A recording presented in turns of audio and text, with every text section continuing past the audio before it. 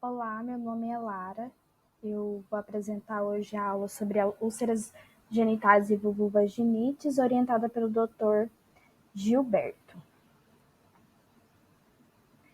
O roteiro da nossa aula. Então, primeiramente, vamos ter a abordagem da úlcera genital. Temos herpes genital, donovanose, sífilis e linfogranuloma venéreo.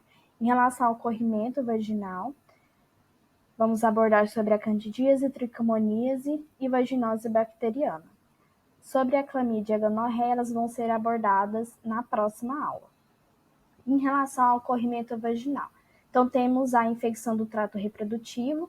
Essas infecções elas podem ser endógenas, iatrogênicas, no caso de infecções pós-parto ou pós-aborto, e podem ser decorrentes de uma infecção sexualmente transmissível. É importante que essas infecções elas estejam diferenciadas, uma vez que no caso, por exemplo, da infecção sexualmente transmissível, tem todo um fluxograma de contato da parceria sexual, de notificação desse caso. Bom, o corrimento ele também pode ser de origem não infecciosa, como por exemplo corrimentos fisiológicos, a vaginite inflamatória descamativa, a vaginite atrófica, da presença de corpo estranho e também doenças da pele, como líquen e psoríase.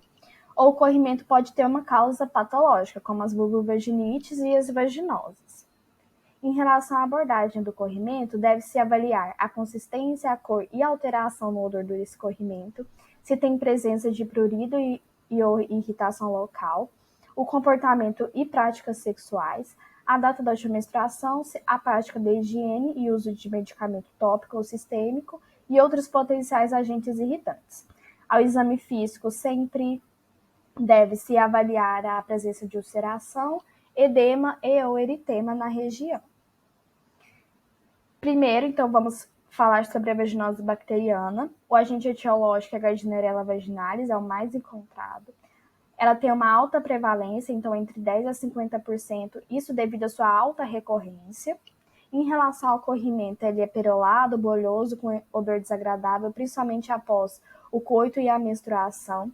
A parede vaginal vai estar íntegra e o diagnóstico ele é feito principalmente pelos critérios de Ansel. A gente precisa ter pelo menos 3, que são corrimento vaginal homogêneo, um pH acima de 4,5, presença de Klucels no exame da lâmina a fresco e o teste de Whiff positivo. Esse teste de Whiff é a presença do odor fétido das aminas com a adição de KOH 10%. Outra forma de diagnóstico também é pelo sistema Nugent. Esse sistema vai avaliar a quantidade de bactérias por campo e se ela estiver acima de 7, considera-se o diagnóstico da vaginose bacteriana. Em relação ao tratamento, a primeira opção é o metronidazol, 250 mg, 2 comprimidos via oral 2 vezes ao dia. E no caso de recorrentes, usar por 10 a 14 dias o metronidazol. Não é indicado o tratamento de das parcerias sexuais e nas puérperas recomenda-se o mesmo tratamento das gestantes. Em relação a outras vaginites, então, tem-se a vaginose citolítica, que é uma proliferação excessiva de lactobacilos, tem a presença de uma leucorreia abundante cíclica com prurido, o pH abaixo de 4,5 e o tratamento recomendado é o uso do bicarbonato de sódio, principalmente no período pré-menstrual. Essa vaginose ela é bastante confundida com candidíase, então sempre lembrar que nem todo prurido vai ser candidíase. No caso, tem um diagnóstico diferencial da vaginose citolítica. No caso da vaginite inflamatória descamativa, ela é uma intensa inflamação vaginal com eritema e corrimento vaginal purulento, causando desconforto e dispareunia. O tratamento pode ser feito com clinda ou hidrocortisona intravaginais ou associação entre os dois e também para alívio dos sintomas o estrogênio tópico. Em relação à vaginite atrófica, ela é um corrimento, apresenta-se como corrimento amarelado, com prurido, um pH acima de 5 e aumento de polimorfo nuclear e células basais e parabasais. O tratamento é estrogênio tópico. A vaginite por atopia, ela lembra a dermatite atópica e é causada principalmente por absorventes, vestuário íntimo e sintético, biquíni, esportes, cosméticos íntimos e o tratamento é feito então com as medidas comportamentais excluir esses fatores que podem levar a essa vaginite e corticoide se for necessário.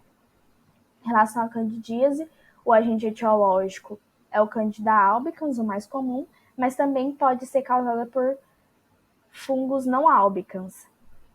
Esse fungo, a Candida albicans, é um fungo gram-positivo, tipo levedo, que pode ter na vagina como saprófita ou aparecer como um patógeno. A epidemiologia que temos da candidíase é que ela comete de 70% a 75% das mulheres durante toda a sua vida, e os fatores predisponentes são gravidez, obesidade, diabetes, uso de alguns medicamentos como corticóide, antibiótico, imunodeficiência, hábitos de higiene e vestuário, contato com substâncias irritantes e a infecção pelo HIV. A candidíase é classificada como não complicada ou complicada. No caso da não complicada, os sintomas são leves a moderados e a frequência é esporádica. Não tem comorbidades associadas e é causada pelo Candida albicans.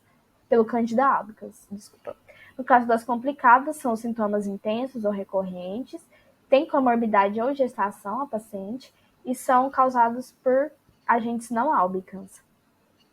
Em relação à definição da candidíase recorrente, são mais de 4 episódios sintomáticos em um ano. O corrimento da candidíase é grumoso, aderido à parede vaginal, de cor branca, sem odor, associado a prurido, ardência, eritema e fissuras vulvares, dispareunia, disúria, edema e escoriações. O diagnóstico é feito com soro fisiológico e KH visualizando-se as hifas, e o pH vai estar normal. O diagnóstico diferenciar com líquido esclerose, dermatite vulvar, vaginite inflamatória descamativa, etc. Em relação ao tratamento, deve-se orientar a medidas gerais para eliminar aqueles fatores de risco, então hábitos de higiene e vestuário, restrição de açúcar. E a primeira opção do tratamento é o miconazol, creme a 2%, ou outros derivados imidazólicos, via vaginal à noite por 7 dias. Ou também pode se utilizar a nistatina, uma aplicação via vaginal à noite ao deitar-se por 14 dias. Orientar a paciente em relação às reações adversas raras, né, do fluconazol, que podem acontecer, mas representam de 0,01 a 0,1% dos casos. E temos a granulocitose, leucopenia, neutropenia, trombocitopenia, angioedema, hipertrigliceridemia, hipercolesterolemia, hipocalemia, toxicidade e insuficiência hepática. Se for um caso de candidíase recorrente ou de difícil controle, deve-se sempre optar pela investigação complementar. Então, investigar diabetes, outras doenças que podem causar uma imunodepressão. Em relação à tricomoníase, o agente é o Trichomonas vaginalis. O corrimento ele vai ser intenso, amarelo esverdeado, acinzentado, bolhoso, espumoso, acompanhado de odor fétido, lembrando o peixe. O prurido ele é intenso, tem a presença de sinusorragia, dispareunia, edema vulvar e até mesmo sintomas urinários. O diagnóstico ele é feito com o colo com aspecto de framboesa ou morango, e o teste de Schiller oncoide ou tigroide, como nessa imagem. O pH ele é acima de 5, então de 6,5 a 7,5, e o teste das aminas, né, ele vai estar positivo. Em relação ao tratamento, primeira opção é metronidazol, 400 mg, 5 comprimidos, via oral, dose única. E lembrar que as parcerias sexuais elas devem ser tratadas ao mesmo tempo. Orientar o paciente a evitar a ingestão de álcool durante o tratamento, em relação ao metronidazol, suspender as relações sexuais, tratar as parcerias, como eu havia falado, e lembrar que a infecção pela tricomoníase ela altera a citologia oncótica, então deve-se esperar um tempo do tratamento para realizar o preventivo. Em relação às úlceras, a abordagem sempre questionando se elas são múltiplas, se são dolorosas, acometimento linfonodal, se fistuliza, e a duração, se ela tem uma duração menor ou maior que 4 semanas. Em relação à sífilis, ela é uma infecção bacteriana sistêmica, crônica, curável e exclusiva do ser humano. O agente etiológico é o treponema pálido, e a transmissão se dá por contato, né, principalmente sexual, ou mesmo transmissão vertical. A maior parte da transmissão ela vai acontecer na fase primária e secundária, uma vez que as lesões elas vão estar cheias de treponemas. Então, sempre lembrar disso. A sífilis é dividida em estágios, então primeiro temos a sífilis primária, o período de incubação é de 10 a 90 dias, e ela se apresenta como uma úlcera única, indolor, com uma borda bem definida, irregular, base endurecida e fundo limpo, que ocorre no local de inoculação da bactéria, que é chamado de cancro duro. Pode-se ter uma linfadenopatia regional associada. A duração é de 3 a 8 semanas. No caso da sífilis secundária, ela se manifesta 6 semanas a 6 meses após a cicatrização do cancro. Inicialmente, ela apresenta-se como uma rosela, principalmente em tronco e raiz dos membros, que progride para lesões papulosas, eritemato-acastanhadas, que podem atingir todo o tegumento, sendo frequentes nas genitais. Atingem a região plantar e palmar, como nessa imagem, e em geral não são pruriginosas. Tem-se também a presença de condilomas planos nas dobras das mucosas, especialmente na área anogenital, lesões úmidas e vegetantes, e pode-se ter acometimento ocular, neurológico e hepático e sintomas inespecíficos associados. A duração é de algumas semanas. Em relação à sífilis latente, ela é dividida em recente e tardia. A recente é até 1 ano de infecção e a tardia mais de 1 ano. Lembrar que 25% dos pacientes não tratados, eles intercalam lesões de secundarismo com períodos de latência. Em relação à sífilis tardia, a manifestação pode ser de 1 a 40 anos após o início da infecção. A inflamação causada pela sífilis nesse estágio, ela provoca uma alta destruição tecidual, há um acometimento de vários sistemas orgânicos, principalmente nervoso e cardiovascular, e também a presença das gomas sifilíticas, que são tumorações com tendência a liquefação na pele, mucosa, ossos ou qualquer tecido. Essas lesões podem causar desfiguração e até mesmo morte. Aqui, então, um resumo dos estágios da sífilis adquirida e o curso da sífilis não tratada. Então, inicialmente,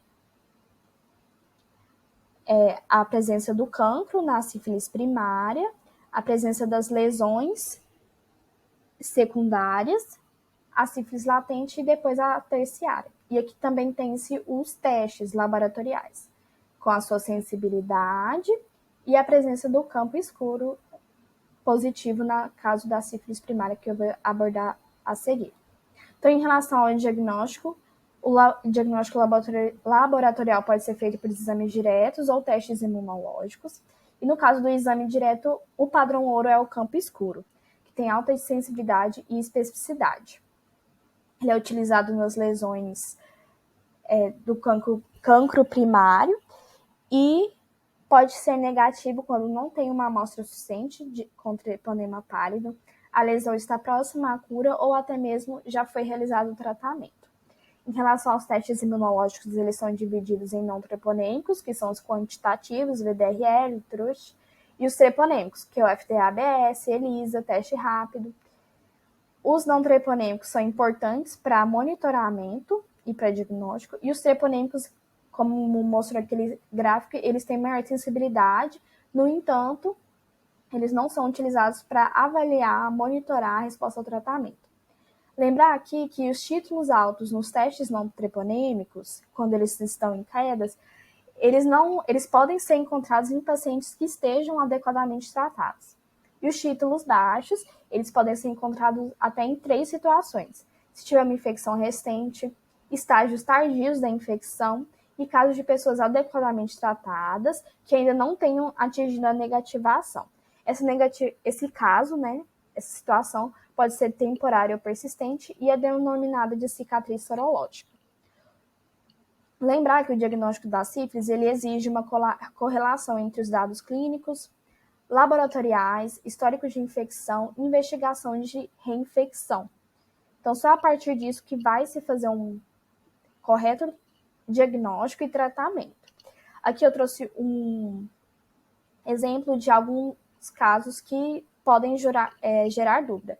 Então, se eu tenho um primeiro teste reagente, um segundo teste não reagente, como deve ser feita a interpretação? Então, deve-se realizar um terceiro teste treponêmico, diferente do primeiro, com uma metodologia diferente. Se reagente vai indicar um diagnóstico ou cicatriz sorológica. Se não reagente, vai considerar que houve um falso reagente no primeiro teste, sendo excluído assim o diagnóstico de sífilis. Lembrar sempre que para o correto diagnóstico da sífilis tem que se considerar todas as questões que eu havia falado, dos dados clínicos, da história de infecção, investigação de reinfecção. Em relação ao tratamento, o tratamento imediato, ou seja, após um teste positivo, ele é indicado em gestantes, vítimas de violência sexual, pessoas com chances de perda de segmento, pessoas que possuem clínica de sífilis primária ou secundária e pessoas sem diagnóstico prévio de sífilis. O tratamento ele é feito de acordo com o estadiamento da doença, então nos casos de sífilis recente, primária, secundária e latente recente, o indicado é um esquema de penicilina benzatina, 2.400.000 unidades. No caso de sífilis tardia, então latente tardia ou latente com duração ignorada, e sífilis terciária, então nos casos que não se sabe o estadiamento da sífilis, faz-se 3 doses com intervalo de 1 semana de penicilina benzatina. E no caso da neurosífilis, é feito penicilina potássica ou cristalina, de 18 a 24 milhões de unidades, uma vez ao dia, EV, a cada 4 horas por infusão contínua por 14 dias.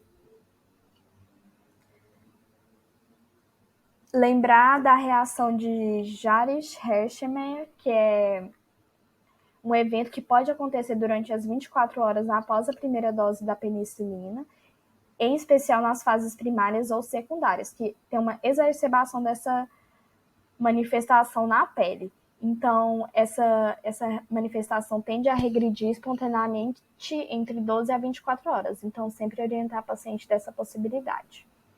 Em relação ao monitoramento, é feito por teste não treponêmico a cada 3 meses até o 12º mês de acompanhamento da paciente. Então, no 3º, 6º, 9º e 12º mês. É considerada uma resposta imunológica adequada um teste não treponêmico não reagente ou uma queda na titulação em 2 diluições em até 6 meses, no caso de sífilis recente, e queda da titulação em 2 diluições em até 12 meses para sífilis tardia. O intuito desse monitoramento em 3, 6 e 9 meses não é a negativação ou a queda da titulação dos testes não treponêmicos, mas sim monitorar se há um aumento nessas titulações.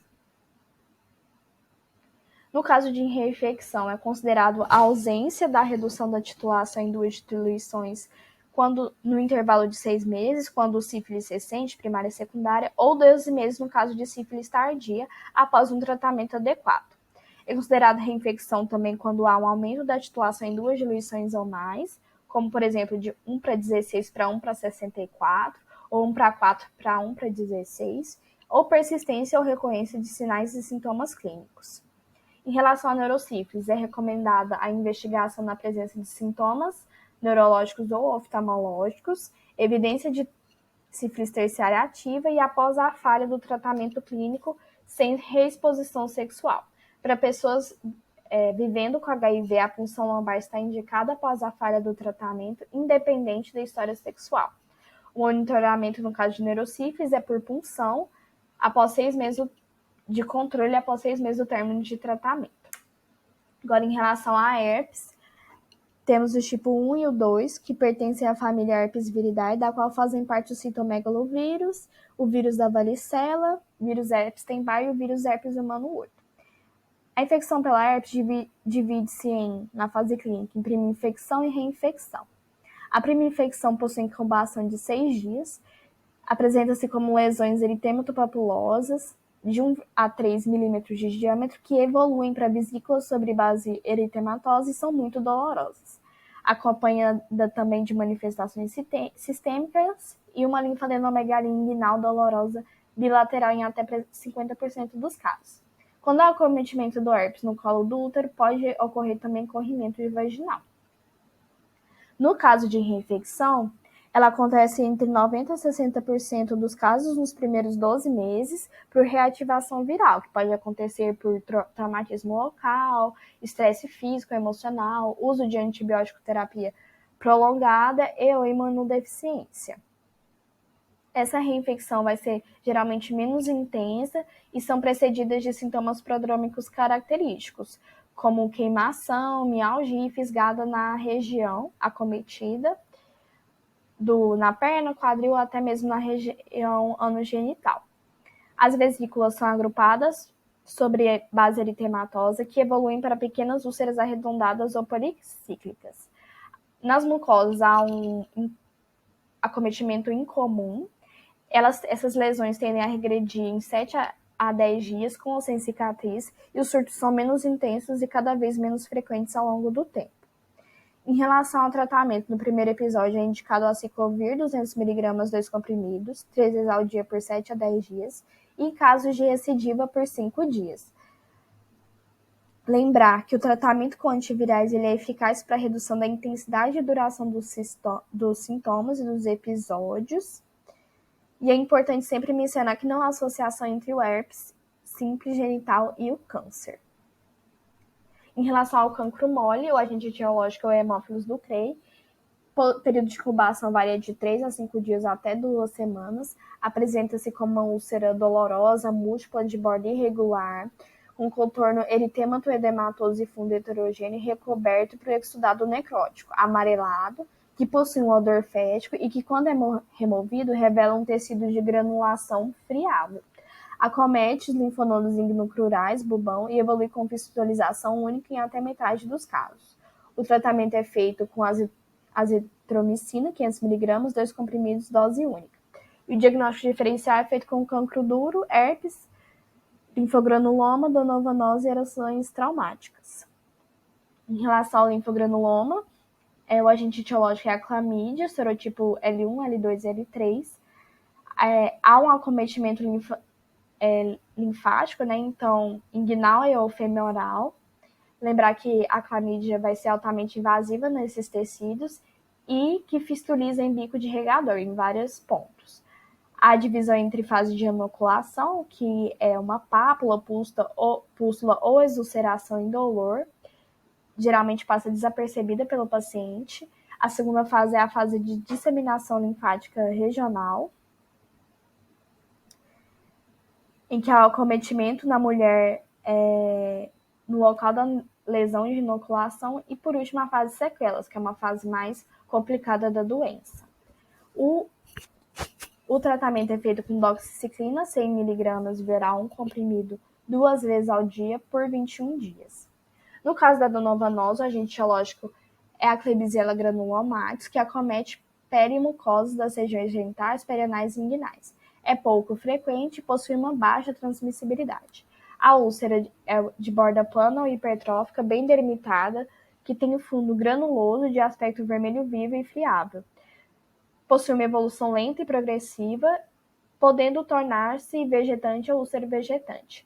São lesões múltiplas em espelho nas bordas cutâneas e mucosas. Evolui com pseudobulbões na região inguinal unilateral. O tratamento é feito com azitromicina 500mg, 2 comprimidos via oral, uma vez por semana, por pelo menos 3 semanas. O diagnóstico diferencial é com sífilis, tuberculose, neoplasia, etc. Aqui, então, tem um fluxograma para o manejo da infecção que causa úlcera. Então, inicialmente, deve-se investigar deve-se avaliar, na verdade, se tem um laboratório disponível. Se sim, lembrar que no SUS é feito 2 laboratórios, que é o que analisa a presença dos bacilos gram-negativos, no caso de hemófilos do cancro mole, e o campo escuro, que vai avaliar a presença do treponema pálido. Se esse laboratório não estiver disponível, avaliar se tem evidência de lesões vesiculosas ativas. Se sim, tratar herpes genital. Se não, tratar sífilis e cancroide. E fazer a pergunta, né, se essas lesões têm a duração maior que 4 semanas. Se sim, tratar para sífilis, cancroide, donovanose e linfogranuloma venéreo, além de realizar a biópsia. Se esses sinais e sintomas persistirem por 14 dias, referenciar esse paciente.